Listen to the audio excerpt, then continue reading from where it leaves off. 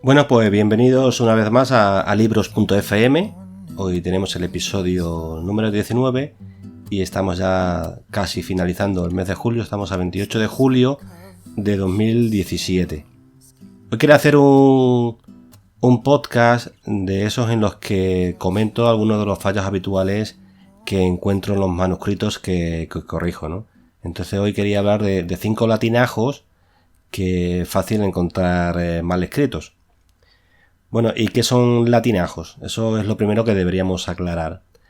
El DRAE, el Diccionario de la Real Academia Española, nos ofrece dos acepciones para la voz latinajo.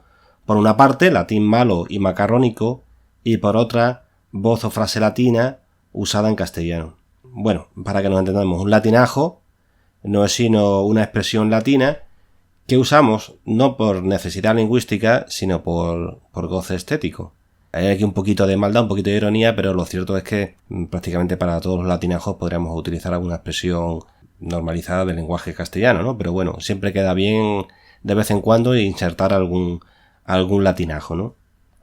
Algunos de los latinajos más comunes son de facto, que significa de hecho, a contrario sensu, que significa en sentido contrario, infraganti, que significa en flagrante, quid pro quo, una cosa por otra, plus ultra, significa más allá, in situ, en el mismo sitio, etc. Lo cierto es que escribimos muchos latinajos, es muy habitual verlos, tal vez porque nos gusta su sonoridad, esa sonoridad macarrónica de la que hablaba el diccionario, o porque nos concede cierta pátina de intelectualidad, vamos, que queda muy bien, ¿no? Yo no tengo nada en contra de ellos, es más, me agradan. La pedantería, en pequeñas dosis, le hace a uno parecer un poquito más alto.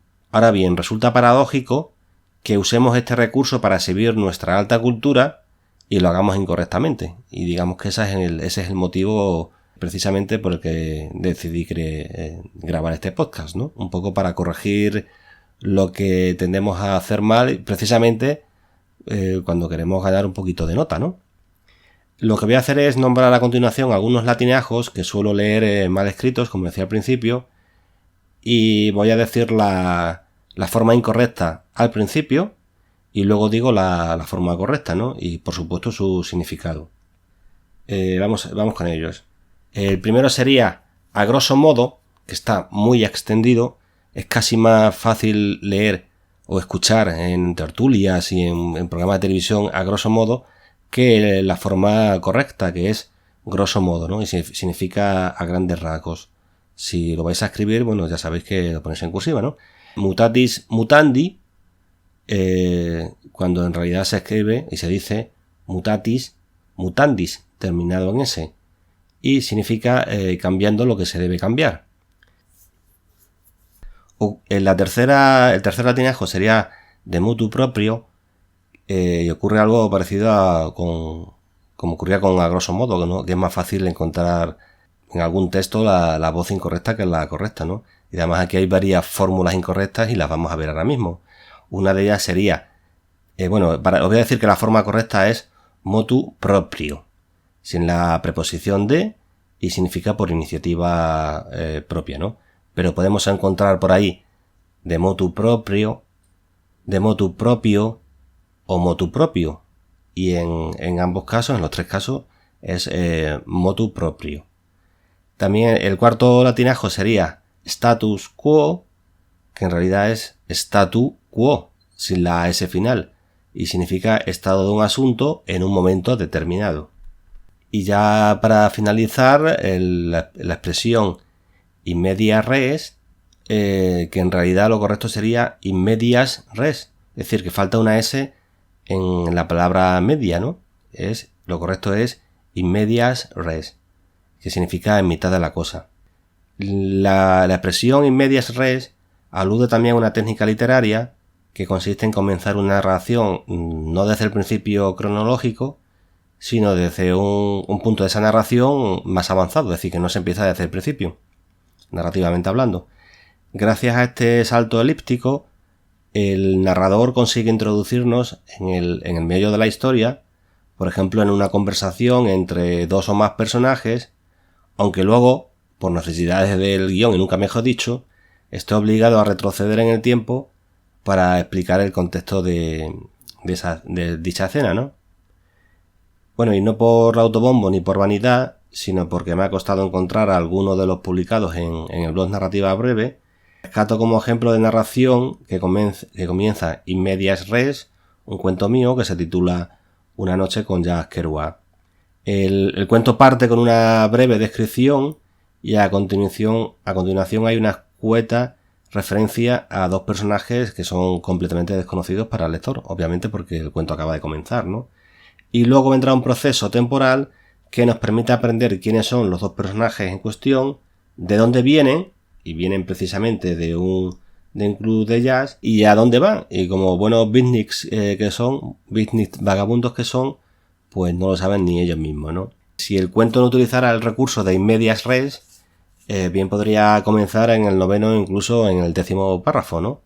Cuando dice, íbamos calle abajo por Heavenly Lane, por ahí aquella época coincidía mucho con Jack, y bueno, ahí pues digamos que podía empezar el cuento, ¿no?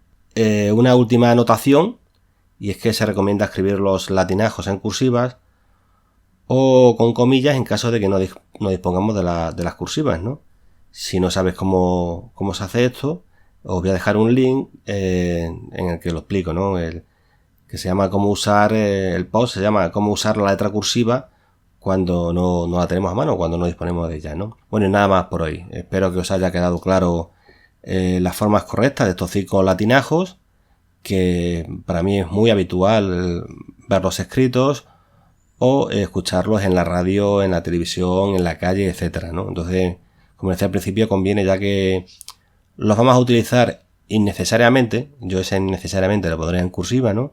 Pero bueno, me entenderéis, cuando hay otras opciones para decir lo mismo con otras voces en castellano más comunes, otras expresiones más comunes, pues ya que nos vamos a tomar la molestia de expresarnos con latinajos, que menos que lo hagamos correctamente, porque si no, no tendría el menor sentido, además que sería algo bastante paradójico e incluso un poquito ridículo.